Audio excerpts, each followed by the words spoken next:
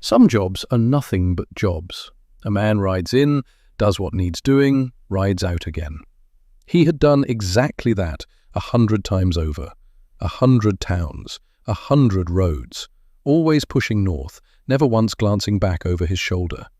He was good at leaving, better at it than most men who ever drew breath.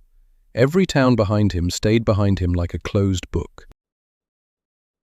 Every soul he had helped was a soul he'd helped and abandoned in the same motion. That was the arrangement he had struck with himself. It had served him well until Tuesday. He had no reason to be in Mill Haven. Scout was watered, the road north lay open and waiting. All he wanted was breakfast, nothing grander than that, just a man drifting through a town that held no meaning for him, until he turned the corner onto the main street and heard something that stopped his boots dead. Two men, both large, both carrying themselves with the lazy ease of people who expected the world to step aside when they walked. They had cornered a woman outside the general store. The conversation was low, measured, the kind of talk that sounds ordinary from 30 paces. He was not 30 paces away. He listened for 10 seconds. The woman clutched a supply list in both hands. Her knuckles had gone white against the paper. Her face was still. Not calm. A different kind of still.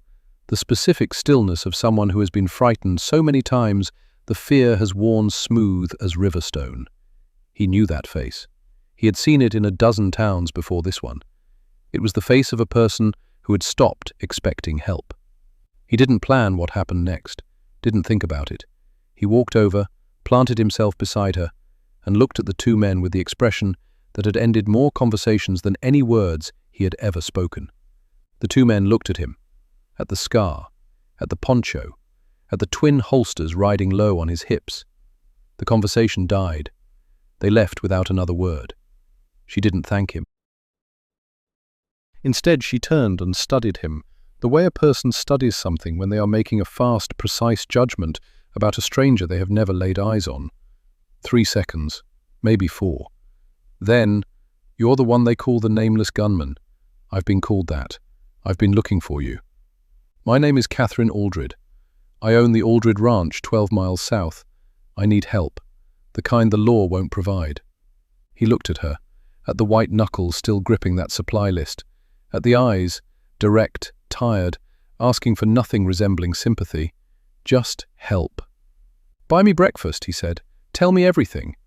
He didn't know yet that he wouldn't be riding north for a very long time. The breakfast place sat 2 doors down from the general store. A small room, a corner table, coffee that was hot and strong, and exactly what the morning demanded. Catherine Aldred settled across from him and laid out everything with the systematic efficiency of a woman who had been rehearsing this conversation for weeks and was not about to waste the opportunity on imprecision. Her husband Thomas had died 3 years prior. Fever, sudden, the kind that takes strong men inside a week and leaves no explanation behind. Before his death, the two of them had built the Aldred Ranch together. 15 years of labor, a growing herd, 6 hands at the height of the season. When Thomas died, everyone expected her to sell, move on, move away, let some other fool deal with the complications of running a cattle operation alone. Catherine Aldred did not sell. That decision had apparently offended someone. Here is something worth knowing about the frontier west of 1882 that rarely gets spoken aloud. A woman could inherit land. A woman could hold the title. But the machinery of that territory, the credit lines, the cattle markets, the tangled webs of supply and labor, all of it had been raised by men's hands and shaped to fit men's purposes. A woman moving through it on her own terms was tolerated when convenient, obstructed when not. Catherine Aldred had been obstructed, not right away. That first year they left her be. Maybe they figured she'd arrive at the expected conclusion herself. Sell, remarry, fold. When she didn't, when the ranch kept turning, when the herd held its numbers, when the hands stayed on because they respected the woman giving the orders, the obstructions came. Credit dried to a trickle. Supply wagons showed up late. The cattle market offered her prices that sat consistently beneath what men pulled for comparable stock. quiet pressure, the kind designed not to shatter a person, but to sand them down to nothing over time. Then the Calloway gang rode into the territory. 12 men, organized, professional. Not random violence, applied violence, which is a different beast entirely, and a far more dangerous one. 3 ranches had sold since their arrival, all 3 to the same buyer, a land company registered out of St. Louis. Nobody in Mill Haven knew who actually held the deed to that company. The Aldred Ranch, Catherine told him, was the last independent operation on the South Range. She said it plain. "I'm the gap in something somebody is trying to close."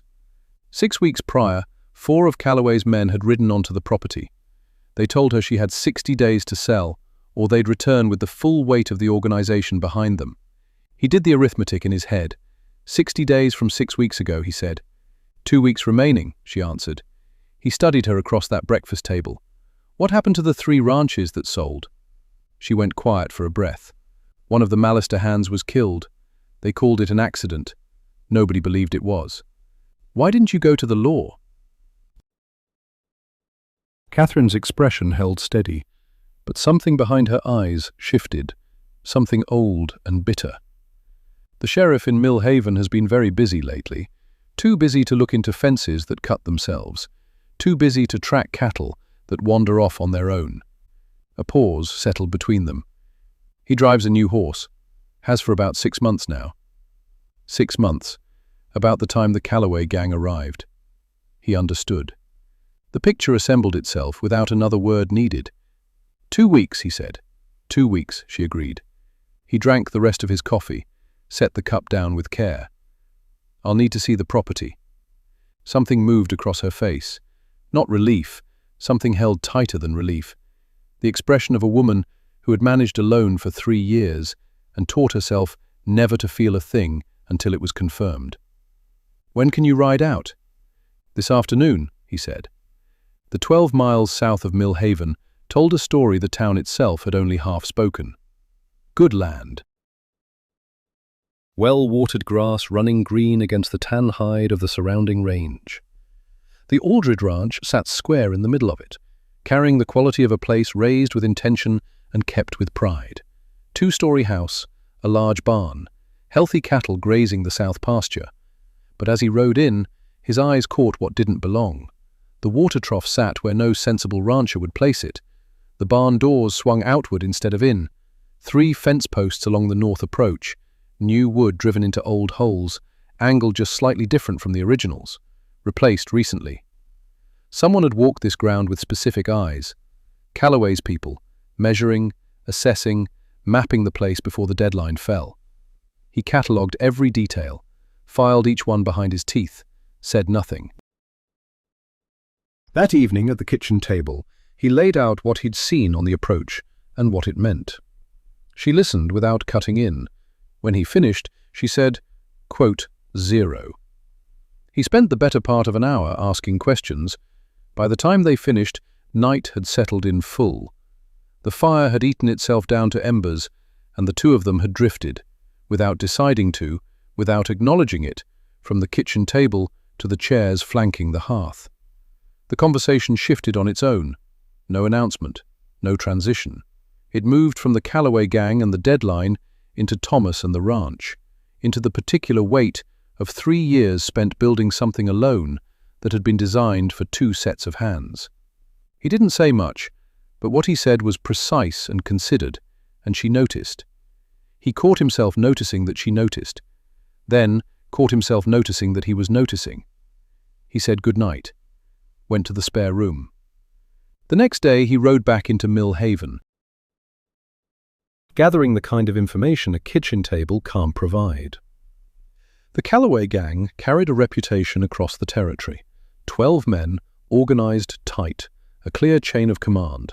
The man who had spoken, the precise one Catherine described, was known in saloon talk as Crane. Not a first name, not a last name, just Crane. The way certain men accumulate a single name that serves as both identity and warning. 40 years old, lean, dark-eyed. He carried the specific bearing of a man who had been in this line of work long enough to stop finding it interesting. He simply found it functional. Crane did not fight when intimidation would suffice, and he did not intimidate with noise. He did it with quiet, the particular silence of a man who has nothing left to prove because the proof has already been written in other men's blood. The most dangerous breed of professional, the kind who had survived long enough to become methodical. There was one more thing Millhaven knew about Crane. Something spoken carefully, in low voices, by people who had witnessed it and carried the weight of that knowing for 6 months. The malice to hand who died, the one they called an accident. Crane had been there that day, not the others, Crane himself, up close, personal, the way a man does a thing when he wants the message branded into the memory of everyone watching. That was who was riding toward the Aldred Ranch in 2 weeks. He sent a telegram to a contact at a federal land office. The answer came back on the 4th day. The land company out of St. Louis was owned through 2 intermediary corporations by a consortium of railroad investors. They had determined 18 months prior that the South Range water rights represented a critical asset for a planned rail line extension. Not the land, the water. Whoever held the South Range controlled the water the North Range operations depended on during dry years. And the next dry year was overdue. That evening on the porch, he told Catherine about the water. She went quiet for a long time. Thomas knew, she said finally. He talked about it, said, whoever controlled the Aldred water rights controlled the South Range. He said it like it was a responsibility, not an asset. It's both, the stranger said. He would have hated what they're doing with it. Most men who build things hate what becomes of them after. She looked at him then, and she said something he was not expecting. She asked him why he did what he did. He'd stood on a lot of porches in a lot of towns, had the same conversation more times than he could count. Most of the time he gave the answer that was true and sufficient and moved on. That evening he found himself saying more than sufficient. Not because she pressed for it. Something in the particular quality of her listening made more feel like the right measure. That should have warned him. He wasn't paying attention. On the morning of the 3rd day, he rode out to find Crane. Not toward the Callaway gang's base. He read the tracks from the 3 properties that had sold and followed them northwest. Scout's ears snapped to full attention before the draw came into view. 12 men below. Disciplined. Organized. The layout of people who had been doing this long enough to understand that how you camp tells anyone who finds you exactly how dangerous you are. And Crane, sitting apart from the others at a small fire of his own. Reading. He rode down. The camp went alert the moment he crested the ridge, hands shifting, positions adjusting.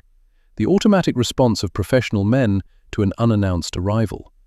He rode at a walk that said he was neither surprised by their response nor concerned by it. He stopped 20 feet from Crane's fire. Crane looked up from what he was reading, studied the stranger with dark, methodical eyes, completed his own assessment in about 3 seconds. Quote 1, Crane said, not surprised. The tone of a man who has received information and is now confirming it visually. Quote 2, the stranger said. Quote 3. Quote 4. One of the men to the right shifted his weight. His hand drifted 3 inches toward his holster. The stranger's right Colt was out before the shift completed. He didn't point it at the man. He held it at his side, barrel aimed at the ground. The message lived in the speed, not the direction. The camp went very still. Quote 5. The stranger said to Crane. Crane made a gesture. The man stopped. Then the stranger showed him briefly the left Colt clearing the left holster at the same speed. Crane watched this with the expression of a man updating a calculation. A long silence settled over the draw. Crane said finally, he paused. He spent the remaining days preparing the ranch. Every approach, every angle, every position of advantage.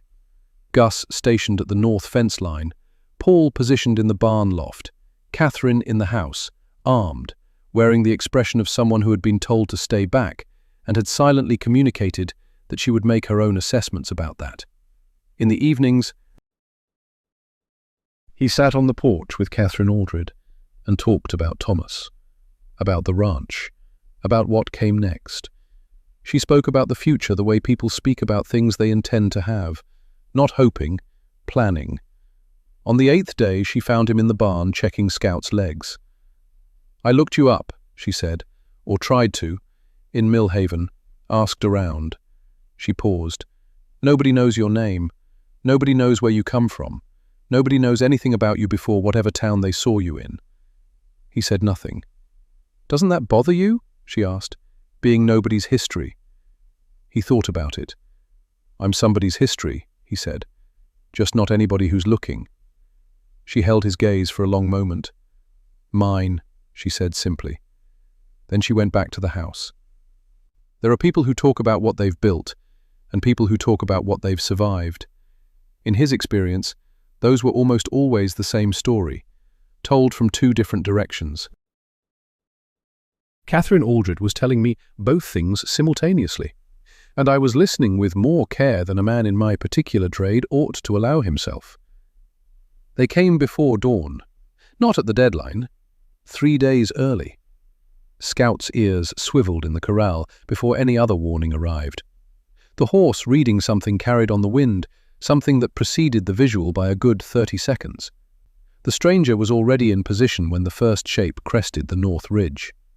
12 men approaching from the northwest, the same vector they'd used at every property, split into 2 groups, 8 from the north, 4 from the west, the classic pincer. He stood in the yard, both Colts loose in their holsters. Scout drifted to the fence nearest him without being called, the horse placing itself on the left. A deliberate choice from an animal that had done this enough times to develop preferences about firing angles. The north group came in at a trot, 8 men fanning wide. Professional spacing, the practiced discipline of riders who had rehearsed this approach before. He let them reach the yard. Then he drew. The lead rider charged in fast and fired. The shot struck where the stranger had already stopped being. That step to the left, reflex now, not decision. The weight shift that preceded conscious thought. The right Colt answered before the echo of the first shot began to fade. 1. 2 more from the north spread wide, creating crossing angles. He had expected this. What they hadn't expected was Scout.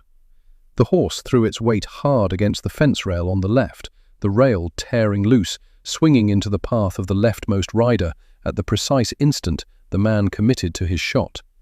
The horse beneath him stumbled. The round punched into dirt. The left Colt found its mark. 2. The remaining 5 from the north pulled up short, not retreating, reassessing. He pivoted toward the west approach. The 4 from the west had held back, waiting for the north engagement to pin him down before closing. Smart. Expected. What they hadn't accounted for was Gus, who from the north fence line held a perfect sight line to the western approach and fired at exactly the moment the stranger pivoted. Not at the riders, at the ground in front of the lead horse.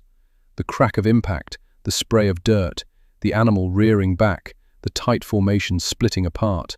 He had 1 second inside that break. 2 shots. Both finding the riders who recovered fastest, already bringing iron up. The most dangerous of the 4. 3. 4. The remaining 2 from the west looked at each other, the expression of men running identical arithmetic at the same instant and arriving at the same ugly sum. They turned their horses. 4 men down in under 30 seconds. 5 from the north still sitting their horses in the yard. And Crane. Crane held the back of the formation. The leader's position, the place from which you direct rather than execute. He had not drawn his weapon. He sat watching with those dark, methodical eyes. Running the numbers, he ran on everything, arriving at results. "How many rounds do you have left?" Crane asked. Conversational, professional. "Enough," the stranger said. "For 5? Find out." A long silence held the yard. Crane looked at the 4 men flanking him, at the 2 who had turned and ridden away from the west approach, at the bodies on the ground that were not getting up. He looked at the stranger, at the twin Colts, at the expression on that face, an expression that had not shifted once since before the first shot was fired. "This job," Crane said, "has stopped being worth the contract." He turned his horse. The 4 men with him followed. The stranger listened until the hoofbeats dissolved into the pre-dawn dark. Then he reloaded both Colts. Scout crossed the yard and stopped beside him, shoulder warm against his arm. Catherine came out of the house. She looked at the yard, looked at him.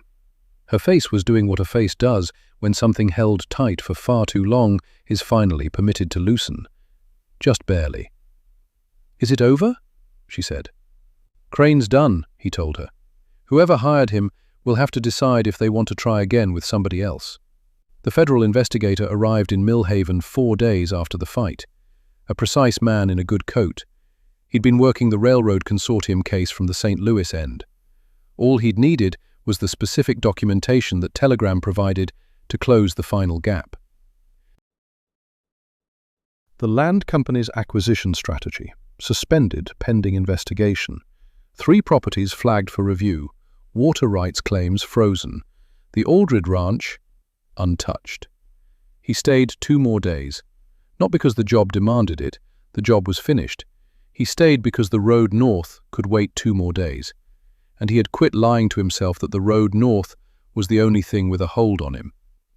On the last evening they walked the property boundary together, the full perimeter. The same walk he'd made that first day, measuring sight lines, cataloguing vulnerabilities. Different now. The way familiar ground changes when you stop looking at it as a problem that needs solving. At the north fence line, in what remained of the light, she stopped, looked out across the country that belonged to her.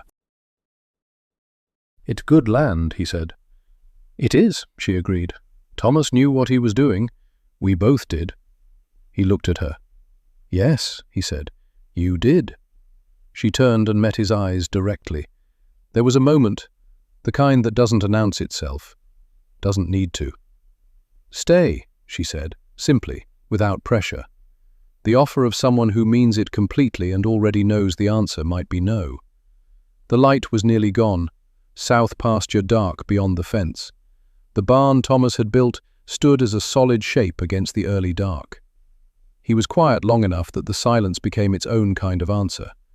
Not the one she'd hoped for, not the one he wanted to give, just the honest weight of a man who had never stayed anywhere, trying to find the words for why. "I don't stay," he said. "It's not—" He stopped, started again. "There are places that need what I do, and I'm the only one who does it the way it needs doing. I know that it's not about here," she said, "or about me. I know that too." I know," she said gently. "Completely. The specific kindness of a woman who intended to make this easier for him than it deserved to be. I know." He looked at the land, at the fence Thomas had built and Catherine had extended, at the south pasture holding the last of the evening light. "I'll come back," he said. She studied him for a long moment. "Don't say that unless you mean it." "I mean it." She nodded once, the same nod she'd given that first morning on the Millhaven street, when she had decided he was the right man for the job. They walked back to the house. He left before dawn, saddled Scout in the dark barn, working by feel and long habit. The horse read the pre-dawn routine with the attentiveness of an animal who knew this particular sequence very well. He led Scout out into the yard, stopped, looked up at the second-floor window. A lamp burned there. She was awake. She had known he would leave before first light. She had lit the lamp anyway. He looked at that window for a moment. Then he mounted Scout and rode north. "I have left a lot of places. I have always done things one way, forward, eyes ahead, no looking back. This time broke the pattern. At the crest of that first rise, I turned in the saddle. The Aldred Ranch still held its shape against the pre-dawn black, barely visible except for one window glowing on the upper floor, a single flame behind glass. I looked at it longer than a man like me should look at anything. Then I rode on. Because there were towns ahead that needed what I carry. Because the work never ends, not for men built the way I am built. But also because I had told her I would come back. And unlike most promises that have left my mouth over the years, that one I meant to honor. Scout carried me north. The lit window sank behind the ridge and was gone. The next thing was already waiting. It always is. That is the nature of this life. There is always a next thing. Another town bleeding. Another debt unpaid. Another grave half dug. But this time, for the first time in longer than I care to measure, there was also something south, something lit, something warm, something worth the ride back. 5 stories now. Dust Creek at noon, the horse in the desert, Cold Creek, Dodge City, and a ranch 12 miles south of Millhaven, where a widow named Catherine Aldred hired a nameless gunman to defend her land and received considerably more than she bargained for. So did he. Tell me something before you ride out. Where in this world are you listening tonight? Drop your country in the comments. Let us see how far this trail has stretched across the map. And if you want to keep riding, the last story is waiting for you on screen right now. I will see you on the trail.